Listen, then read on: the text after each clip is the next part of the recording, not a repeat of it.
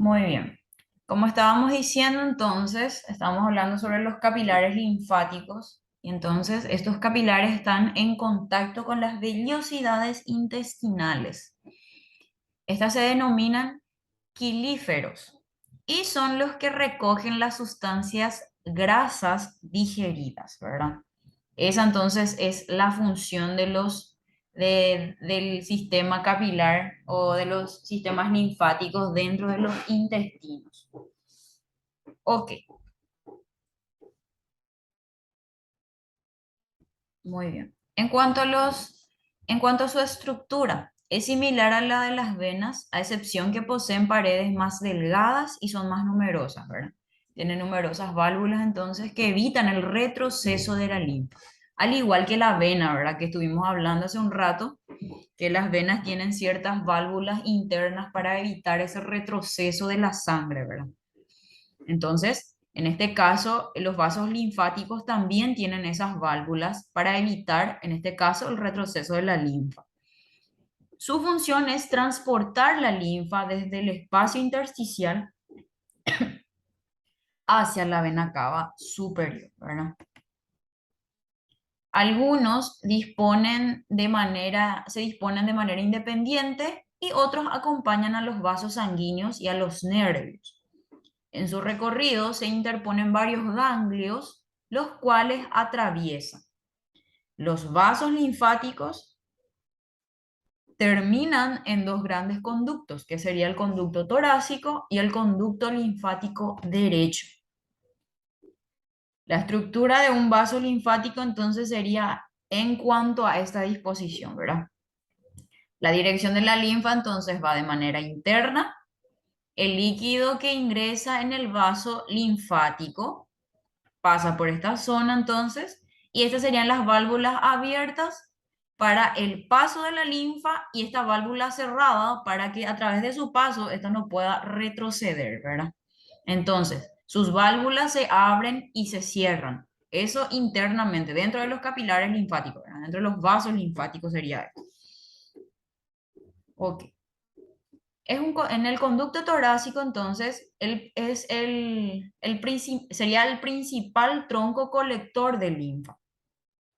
Se inicia en la cisterna de Peckett, que sería la cisterna de Kilo, que en un gráfico les voy a estar mostrando, que es una dilatación alargada que se sitúa entre la arteria aorta y la columna vertebral. El conducto torácico, en este caso, se dirige hacia arriba, atraviesa el tórax y termina su recorrido en la vena subclavia izquierda, cerca de la unión de dicho vaso con la vena yugular interna. A modo de que se entienda un poco, si bien estábamos hablando que el sistema circulatorio abarca todo lo que es el líquido, que sería en este caso la sangre, a través de la bomba motora, que sería nuestro corazón, también evidentemente el sistema linfático influye en todo eso. ¿Por qué?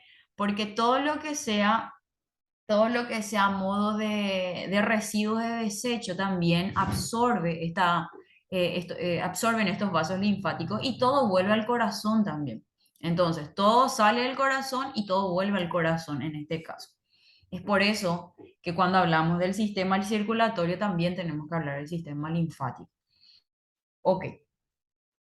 En cuanto al conducto linfático derecho, entonces es de menor tamaño que el conducto torácico y mucho más corto. Desemboca en la vena subclavia derecha. Y esta sería la disposición, ¿verdad? Las venas yugulares internas, que serían esta sería la vena cava superior, que es la que se conecta con el corazón, ¿verdad? Creo que les había mencionado en un gráfico anterior de dónde desembocaba la vena cava superior y la vena cava inferior, ¿verdad? Entonces, esas serían las ramificaciones. Estas serían las ramificaciones que se extienden, ¿verdad? De manera superior en este caso. La cisterna de Peckett, que sería esta zona que está a nivel de la columna también. Esta sería toda la zona del tórax y también baja por la columna, ¿verdad? Entonces, este sería más o menos el recorrido de lo que realiza todo lo que es nuestro sistema linfático, ¿verdad? Todas estas Todo esto serían los pequeños ganglios, ¿verdad? Los ganglios linfáticos que tenemos, que les había mencionado. Estas serían las ramificaciones más importantes y esos serían los ganglios que disponemos, que les había mencionado en diapositivas anteriores, que tenemos mayor cantidad de ganglios en la zona axilar, en la zona superior de la clavícula, en la zona inguinal. Entonces, serían los lugares con mayor concentración, ¿verdad? De las mismas. Ok. Entonces, en cuanto a sus estructuras, es ovalada y aplanada, estos ganglios, ¿verdad? Con un tamaño que puede alcanzar 1 centímetro de diámetro. Por eso es que le estaba mencionando que usualmente cuando a la palpación, por ejemplo, uno siente algún ganglio en la zona axilar, esta puede estar inflamada en todo caso. Y es por eso que es mucho más perceptible que en otras zonas. De hecho, que su tamaño puede ir variando, ¿verdad? Pero en este caso, por ejemplo, es 1 centímetro de diámetro nada más, lo que equivaldría al tamaño, ¿verdad? Real de un ganglio. Usualmente en la pierna también incluso suele ser visible en la pierna, en la zona de la tibia, por ejemplo, la famosa canilla que le dicen, usualmente los futbolistas usan esos términos, ¿verdad? En la pierna tenemos pequeños ganglios que son más notorios, ¿verdad? Incluso se ve, no solo se siente. Los ganglios o nódulos linfáticos se intercalan en el recorrido de los vasos linfáticos. La linfa llega a los ganglios por los vasos aferentes, que son los vasos que suben, y salen por los vasos eferentes, ¿verdad? Ok. Los vasos eferentes, entonces, de él emergen por una depresión llamada ilio, donde además salen las venas del ganglio e ingresan los nervios y las arterias, ¿verdad? Los ganglios linfáticos se disponen en forma superficial en las zonas más profundas, siendo aquí más numerosos. Se ubican en todo el cuello, es decir, en la cabeza, el cuello, las extremidades, en el tórax, abdomen y pelvis. Y estas están rodeadas por una cápsula externa de tejido conectivo. Entonces, si de repente en el examen final, en este caso, porque esto ya abordaría lo que es el examen final, les pongo, qué sé yo, cita, ubicación de los ganglios linfáticos, entonces te tienen que colocar en el cuello, la cabeza, las extremidades, el tórax, abdomen y pelvis. Principalmente luego en el cuello, tórax, abdomen y pelvis. Ok. En su interior presenta una corteza con folículos linfoides primarios que se transforman en secundarios ante la presencia de gérmenes. Poseen una formación clara denominada centro germinal que contiene abundantes linfocitos B. Puede, estos linfocitos B, no sé si recuerdan en la clase anterior, por ejemplo, que estábamos hablando en cuanto a los glóbulos blancos. Los glóbulos blancos, leucocitos, eran los que actuaban a modo de defensa de nuestro cuerpo, ¿verdad? Y entre ellos le teníamos a los linfocitos B. Por eso hace alusión a que también el sistema linfático actúa como un eh, receptor de impurezas o de desechos que ellos incluso van eliminando, se va reabsorbiendo a través del sistema linfático, ¿verdad? Por eso es que menciona también acá los linfocitos B, que son parte de los glóbulos blancos, ¿verdad? A modo de recordarnos. Puede haber folículos primarios que no posean estos centros germinales, ya que aparecen ante la presencia de antígenos, donde se transforman en folículos secundarios para iniciar una respuesta inmunitaria, que es a lo que me estaba refiriendo, ¿verdad? Entonces, tanto el sistema, los glóbulos blancos en este caso, y tanto los ganglios linfáticos también actúan a modo de una respuesta inmunitaria ante agentes agresores para nuestro cuerpo, ¿verdad? En dirección hacia el centro del ganglio aparece la paracorteza rica en linfocitos T, que también son parte de los glóbulos blancos en este caso. Para que vean nomás que todo está conectado. Todo nuestro cuerpo está conectado. No podemos, una cosa no puede actuar sin la otra, siempre se ramifica, siempre se entrelaza todo. Y es tan extenso y es tan, realmente es extenso. Hay gente a la que si no les gusta le va a complicar la existencia, pero es tan, tan interesante otra vez conocer todo esto, porque muchas veces por desconocimiento es que realizamos ciertas cuestiones que van afectándonos, ¿verdad? Sin embargo, uno al saber, por ejemplo, qué sé yo, que si vos no te estás alimentando bien y está disminuyendo tu, en este caso, por ejemplo, tus glóbulos blancos, esto significa que vos estás teniendo una infección, ¿verdad? O que estás teniendo alguna anemia, ¿verdad? Entonces, para, a modo de contrarrestar eso. Hay gente, por ejemplo, que se realiza los estudios laboratoriales, qué sé yo, tiene aumentadísimos los glóbulos rojos y disminuidísimos los glóbulos blancos, ellos ni siquiera saben por qué, ¿verdad? Sin embargo, tenemos tanta facilidad hoy en día de poder investigar un poquitito y saber un poquitito y ya contrarrestamos esa ignorancia dentro de todo y poder paliar un poco por lo menos, si bien no les digo automedíquense, por lo menos con la alimentación podemos variar o cambiar, contrarrestar un poquitito eso, ¿verdad? Ok, continuamos porque me estoy divagando. Los linfocitos son entonces incorporados a la linfa cuando ésta llega al ganglio vía aferente. Estamos hablando de los linfocitos que están dentro de los glóbulos blancos, ¿verdad? Entonces, los linfocitos se incorporan con la linfa, que es lo que es la parte líquida que recorre a través del sistema linfático. Vamos a ver que vayan captando un poquitito la onda. Entonces, esta llega al ganglio vía aferente. La principal función de los ganglios linfáticos es la producción y maduración de los linfocitos para la formación de anticuerpos. Ok, muy interesante. Otra función importante de los nódulos linfáticos es la de filtrar y destruir elementos extraños que arriban vía aferente, como cualquier partícula, células tumorales, restos de tejidos y microorganismos. Esta destrucción se realiza por medio de los macrófagos, que engloban y digieren las sustancias mencionadas. Los macrófagos en este caso serían eh, como unos, a ver, ¿cómo les puedo explicar? Los macrófagos serían los destructores de, los cuerpos extraños o elementos extraños que tenga nuestro cuerpo, ¿verdad? Entonces, los macrófagos son grandes aliados de nuestro sistema inmunitario.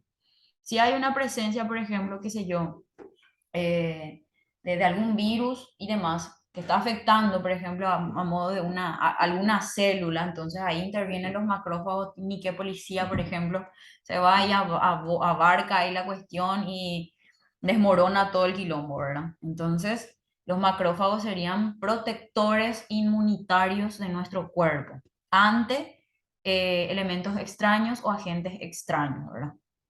Que obviamente causan enfermedades o lesiones o dañan al cuerpo. Ok, eso van a dar en anatomía seguramente, pero a modo de generalizar un poquitito, ya les comento más o menos. Así ya les va cuando escuchen macrófago, entonces ya van a tener una idea más o menos de que es el policía de nuestro cuerpo, ¿verdad? Ok. Un aumento de actividad en un ganglio debido a la gran producción de linfocitos hace que el órgano sea grande, su palpación se vuelva dolorosa y aumente su temperatura producto de la inflamación, que es lo que estábamos mencionando antes. A raíz de esta situación, por ejemplo, es que se produce la famosa retención de líquido, que suele incluso ser molestosa, en algunos casos molesta, duele, y es a raíz de otras situaciones, ¿verdad?, que va desencadenando eso. La linfa es una sustancia heterogénea de color transparente que circula por el interior de los vasos linfáticos. Es una mezcla de filtrado capilar y de líquido intersticial que ha penetrado en los capilares linfáticos. La linfa se transforma o se forma cuando el líquido del líquido con nutrientes que abandona los capilares sanguíneos para llegar a las células es excesivo. quedando en el espacio intersticial. El espacio intersticial sería el espacio que queda entre el tejido, entre la piel, debajo de la piel, o sea, está entre la piel y el músculo sería. Es de manera muy superficial, a modo de que más o menos dimensiones nomás sería. Entonces, es por eso que, por ejemplo, cuando se realiza que es lo que les venía mencionando, ¿verdad? La técnica de drenaje linfático, en esa técnica, por ejemplo, no se genera presión, no es como el masaje, por ejemplo. Cuando uno realiza el drenaje linfático manual, el drenaje manual es súper suave. ¿Por qué? Porque la linfa, que es lo que nosotros queremos hacer circular, lo que produce una inflamación es el aumento de linfa, ¿verdad? Entonces, si nosotros lo que queremos es disminuir esa inflamación, realizando ese drenaje tiene que ser suave. ¿Por qué? Porque el líquido está entre el espacio intersticial, en una zona muy superficial. Entonces, sería más abordando a ese modo.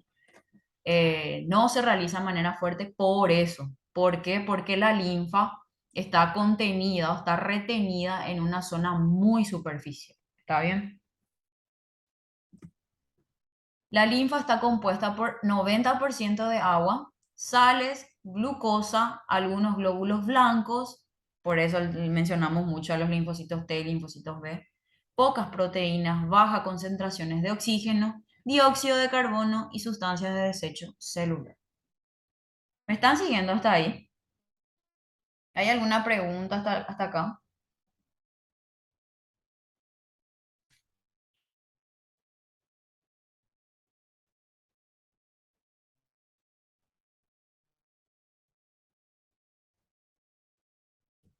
Ok, vamos a continuar entonces. Entonces, en cuanto a la circulación linfática, el sistema linfático no necesita de una bomba para que la linfa circule, como sí existe en el sistema cardiovascular. La velocidad de circulación es muy lenta y sigue una sola dirección. La propiedad de circular despacio hace posible un filtrado y una eliminación más eficiente de partículas extrañas. Los esfuerzos musculares dan por resultado un aumento de la filtración en los capilares sanguíneos y una consecuente formación de linfa que ingresa a la circulación.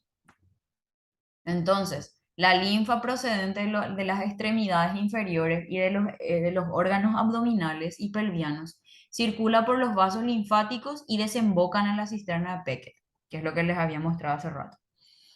Ahí se origina el conducto torácico que asciende muy cerca de la arteria aorta, que está en el corazón. Al llegar al tórax, recibe la linfa de los ganglios linfáticos intercostales, pectorales y bronquiales. Y por último, el conducto torácico recoge esa linfa del lado izquierdo de la cabeza y del cuello del brazo izquierdo. Entonces, toda la linfa de esos órganos desemboca en la vena subclavia izquierda y entra en contacto con la sangre para llegar a la aurícula derecha del corazón a través de la vena cava superior.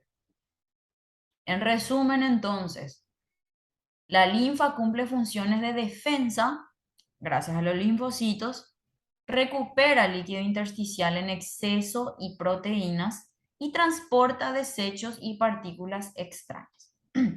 Actúa como transporte de los lípidos absorbidos en el intestino delgado para que lleguen a la sangre.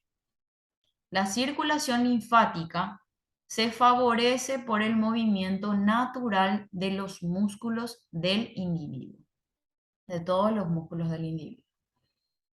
Y aquí vamos a hablar un poquito sobre el vaso, que es otro órgano del sistema linfático, que es un órgano de forma alargada y plana que se halla ubicado en el área superior izquierda del abdomen, hipocondrio izquierdo, ¿verdad?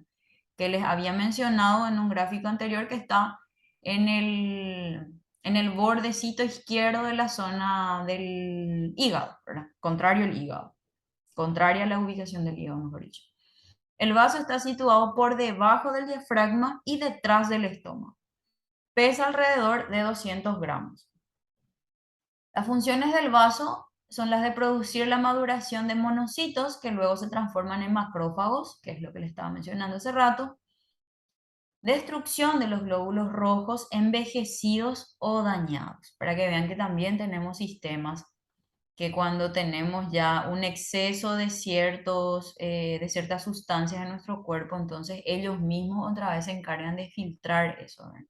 En este caso, por ejemplo, de los glóbulos rojos envejecidos o dañados, tipo que ya no nos están sirviendo, entonces el vaso es el que se encarga de esa destrucción otra vez, tipo de ir purificando otra vez todo. Filtrar el líquido de la sangre y de la linfa que lo atraviesa. Y reserva de sangre, actúa como reserva de sangre. Entonces, esta sería la forma, ¿verdad? O la disposición que tiene este vaso. Entonces, y también está aquí presente la arteria esplénica, que sería esta, y la vena esplénica, que son las que se ramifican y se conectan con el vaso, ¿verdad? Ok.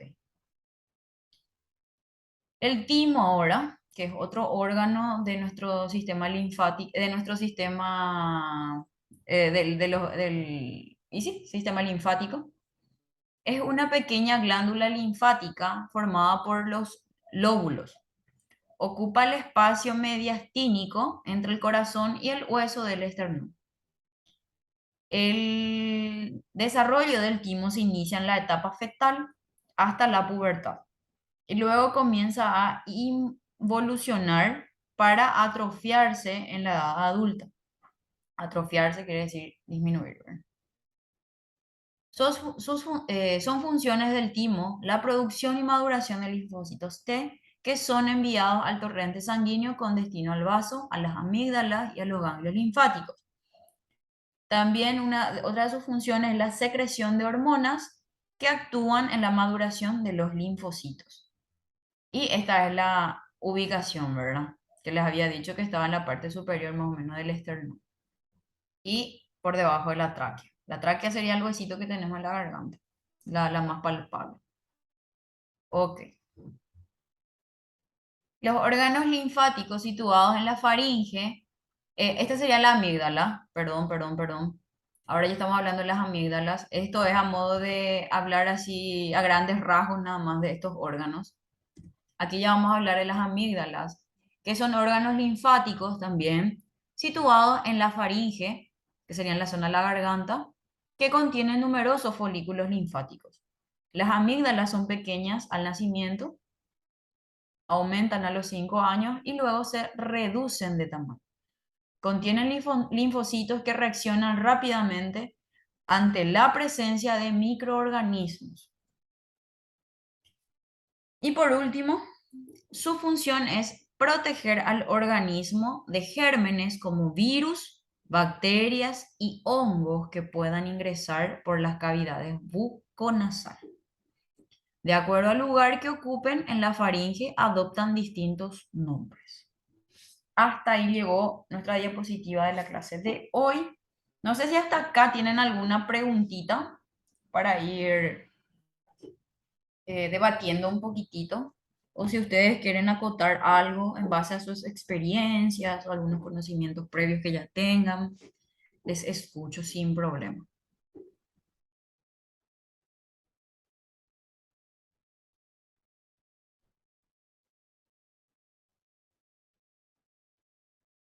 Listo. Pues,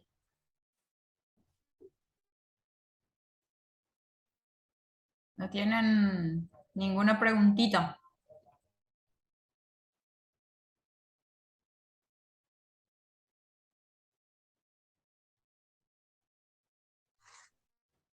Profe, hoy tenemos ya la parcial, ¿verdad? Sí, Si hoy no me es equivoco. nuestra parcial, sí. A partir de la una se habilita. A partir de la una se habilita. Entra todo lo que dimos desde, o sea, las tres clases anteriores, ¿verdad? O sea, nada cuestionario, digo bien. Sí, va a haber preguntas también del cuestionario. El cuestionario es más bien para que ustedes tengan una idea más profunda de lo que son los temas. Como yo les había dicho en la primera clase, fisiología es una materia muy extensa, es muy compleja, entonces es a modo de ayudarles un poco nomás con el tema de los cuestionarios para que aborden lo más importante de los temas que se va dando en clase.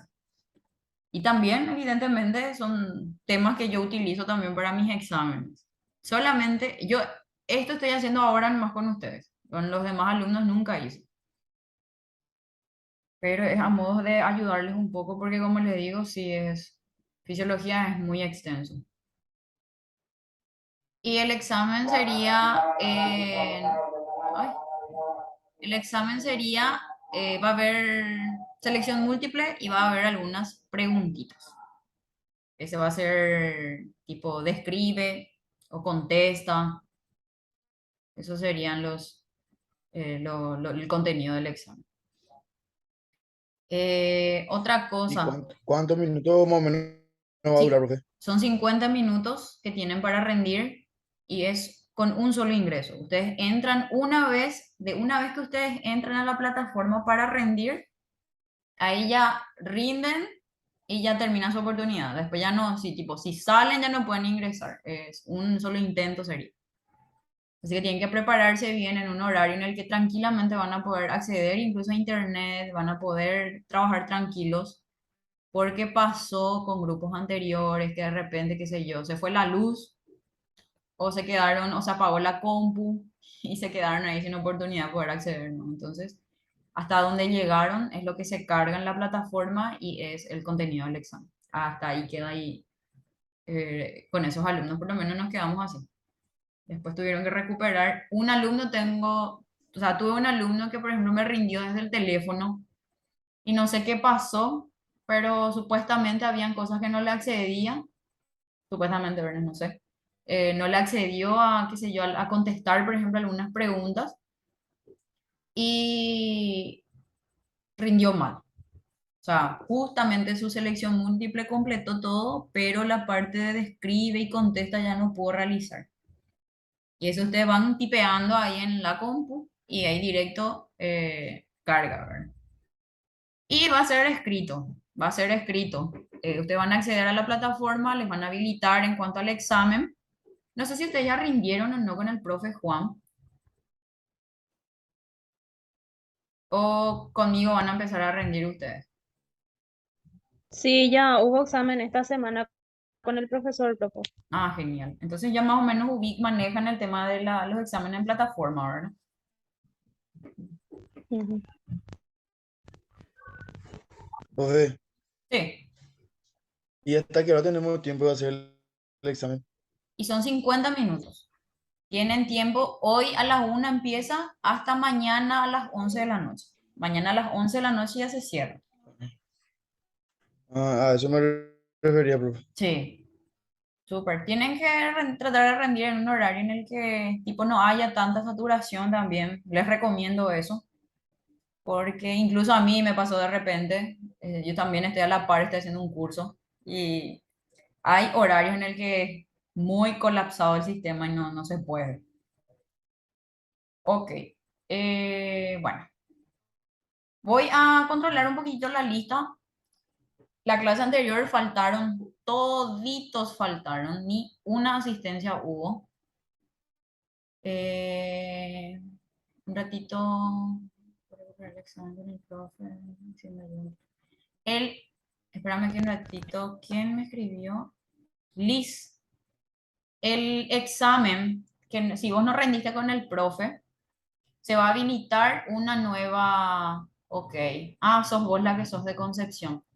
Se vuelve a habilitar una fecha para los recuperatorios. Ahí tenés que estar expectante. Yo no sé cuándo es el y ha de ser, creo que son 8 días después del examen. Por ejemplo, hoy es mi examen parcial. Si hoy no rendís conmigo, de hoy en 8 se vuelve a habilitar, creo, un examen recuperatorio y ahí tienen ya la última chance para acceder.